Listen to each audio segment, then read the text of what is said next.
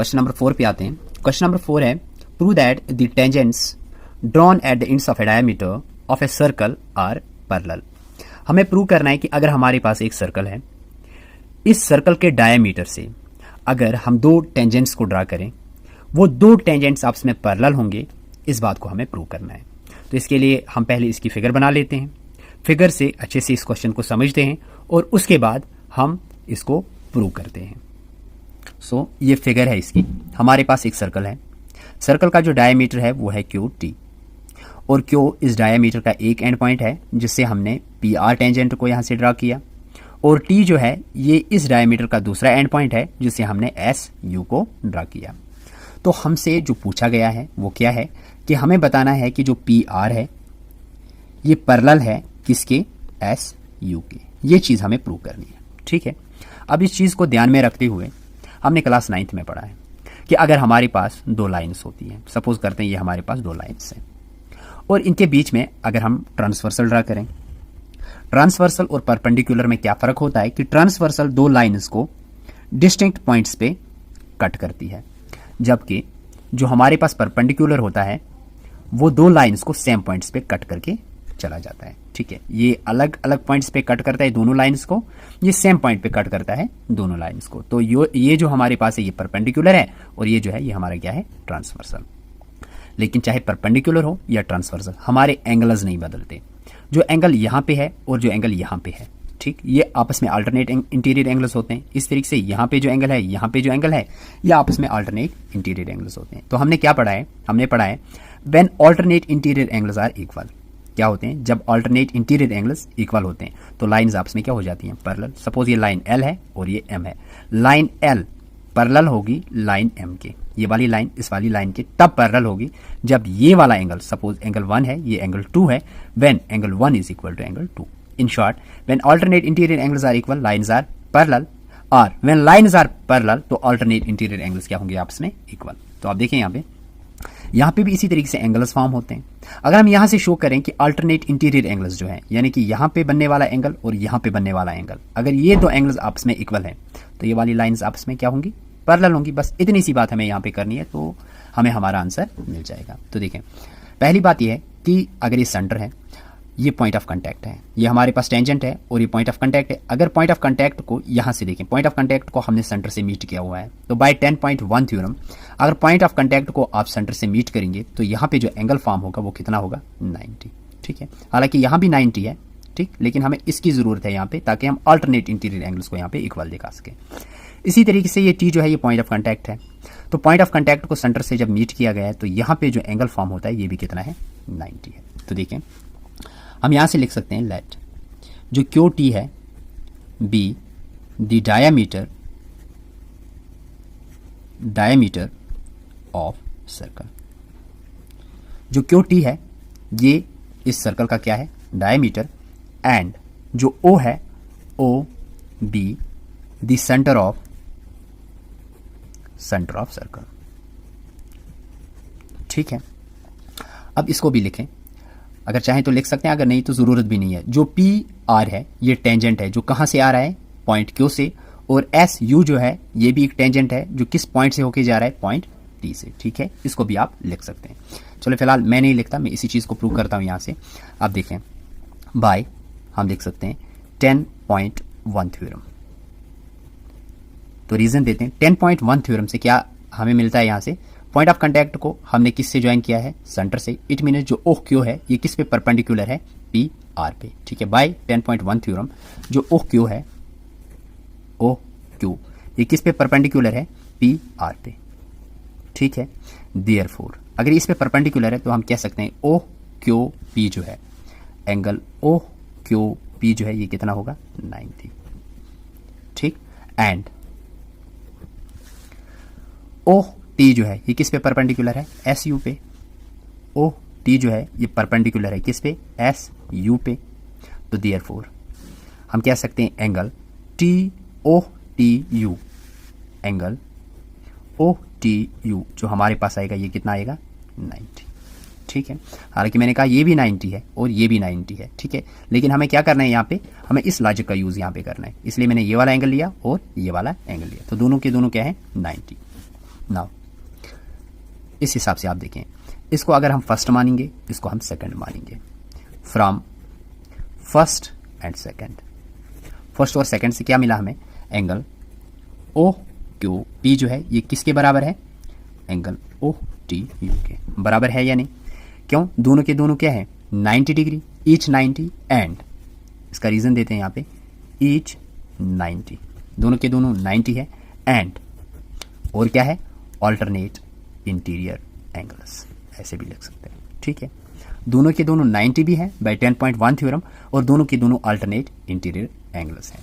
So which implies that, ऐसे भी लिख सकते हैं, विच implies that when alternate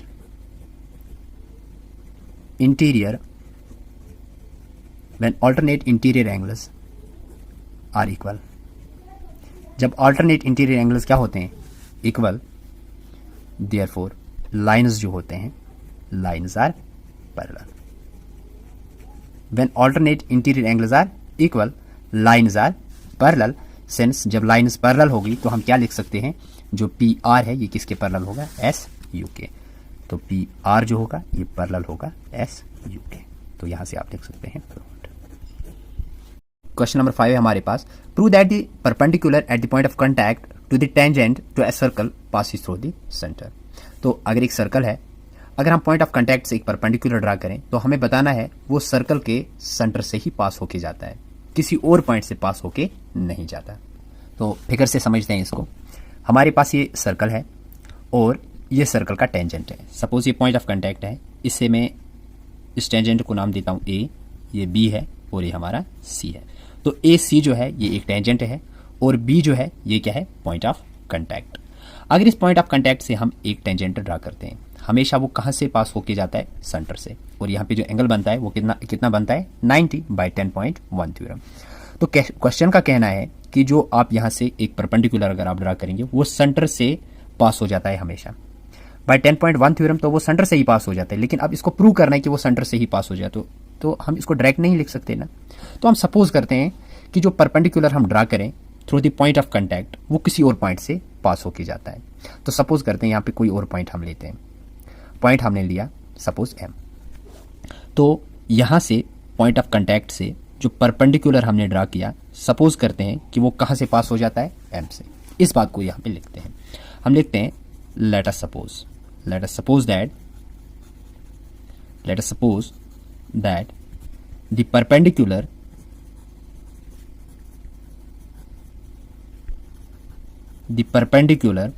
through the point of contact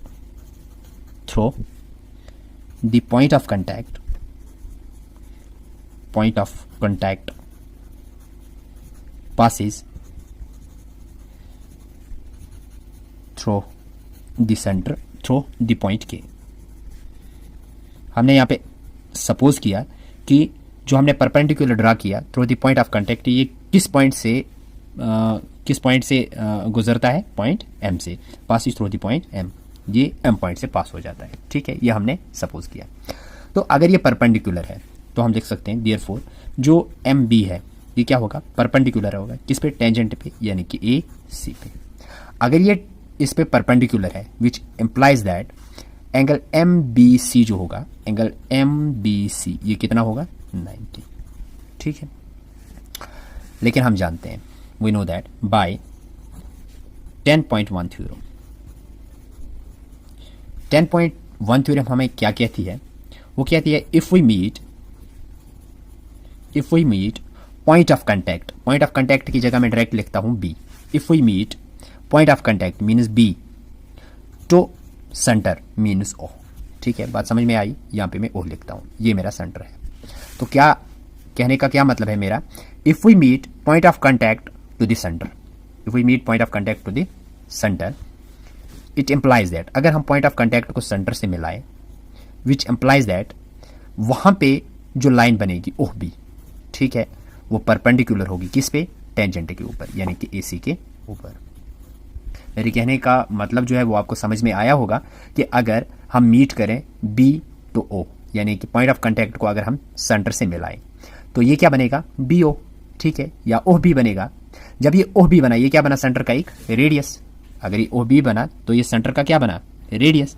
तो ये रेडियस जो होता है ये इस टेंजेंट के ऊपर क्या होता है, परपेंडिकुलर होता है by 10.1 theorem. If we meet B to O which implies that O B जो होगा वो परपेंडिकुलर होगा ओ सी ए सी के। जब ओ बी परपेंडिकुलर होगा ए सी के तो ओ बी सी एंगल जो यहाँ पे बनेगा, पहले ये वाला एंगल बना था 90, अब ये वाला एंगल जो हमारा बनता है ये भी कितना बनता है 90। देयरफॉर तो हम यहाँ से कहेंगे angle O B C, angle O B C भी कितना होगा 90 डिग्री। ठीक है, ओ बी सी ये भी कितना होगा 90। इसे हम फर्स्ट मान लेते हैं और इसे हम सेकंड मान लेते हैं। फ्रॉम फर्स्ट एंड सेकंड, अगर फर्स्ट एंड सेकंड को देखें हम तो angle M B C, angle M B C जो होगा ये किसके बराबर होगा, एंगल ओ बी सी के, क्योंकि दोनों के दोनों क्या है 90।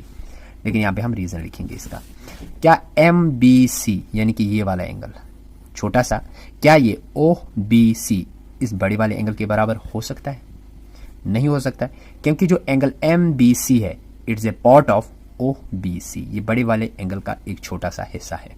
तो ये दोनों एंगल्स आपस में बराबर नहीं हो सकते। तो इससे लिख सकते हैं विच इज नॉट पॉसिबल, ये पॉसिबल नहीं हो सकता, विच इज नॉट पॉसिबल, ऐसा मुमकिन नहीं हो सकता। जब ये पॉसिबल नहीं हुआ तो हम क्या लिख सकते हैं, जो एम बी सी है ये ओ बी सी के बराबर नहीं है, मतलब हमारे कहने का मतलब तो यही है, क्योंकि ये पॉसिबल नहीं है। तो हम लिख सकते हैं देयरफॉर, हमने ये एज्यूम किया था ना ये परपेंडिकुलर है, अगर ये परपेंडिकुलर है तो इसको 90 बनना चाहिए था, अब ये 90 नहीं बन रहा है, क्योंकि यहाँ पे आप देखें यहाँ से हमारा जो क्वेश्चन है वो इस चीज़ को सेटिस्फाई नहीं करता। ठीक है, तो यहाँ से लिख सकते हैं देयरफॉर आवर एजम्पशन, जो हमने एज्यूम किया था, आवर एजम्पशन इज रॉन्ग। तो जो हमने माना था कि अगर हम पॉइंट ऑफ कांटेक्ट से एक परपेंडिकुलर ड्रा करें वो किसी और पॉइंट से पास होके जाता है, ऐसा नहीं है। Therefore our assumption is wrong since the perpendicular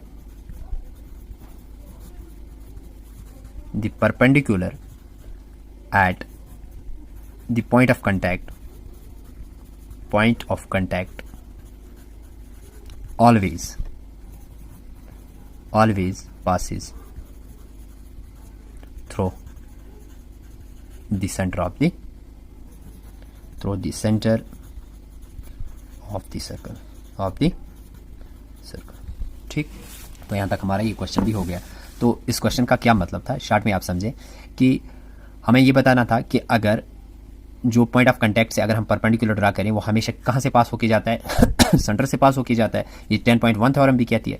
लेकिन इस चीज़ को प्रूव करने के लिए हमने सपोज किया कि चलो ये किसी और पॉइंट यानी कि एम पॉइंट से पास होके जाती है। अगर ये एम पॉइंट से पास हो जाती थी, ठीक है, तो जो एंगल एम बी सी आता है ये 90 आना चाहिए था।